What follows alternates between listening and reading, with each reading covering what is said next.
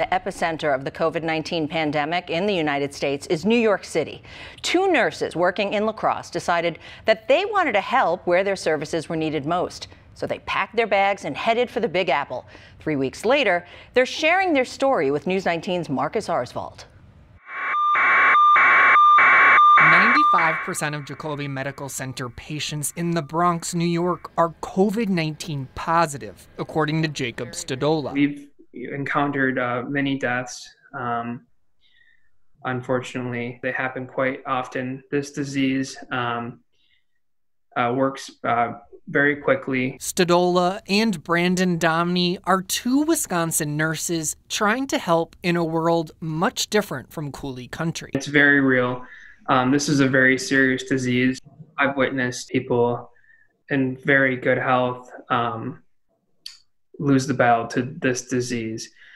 It's hard to envision what it's like being back home where there's not many cases. So yeah, it's a very serious disease, and we've seen it firsthand in action. Before they started, the ratio of patients to nurses was 11-to-1. We hit the ground running, and we were given an assignment, didn't really get much orientation to the floor or anything, but I think they just needed help so bad that there was really limited time. Under the circumstances, even bringing a patient water is more challenging.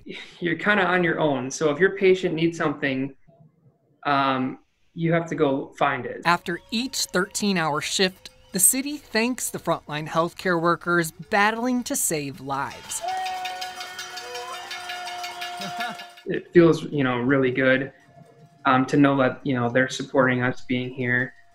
They want our help and they needed our help. And, it just reassures us that, we've made the right decision to come out here. Stadola says the city plans to reopen on May 15th. And what's your biggest hope moving forward, learning lesson from all this? Well, I hope that when they open New York City, that people will wear the proper masks and, things that the city is suggesting that they wear, so we don't see a large surge in new cases. But if there is an increase in COVID-19 again, Stadola and Domney will be there to help as two of many traveling nurses in New York City. Reporting for News 19, Marcus Arsvold.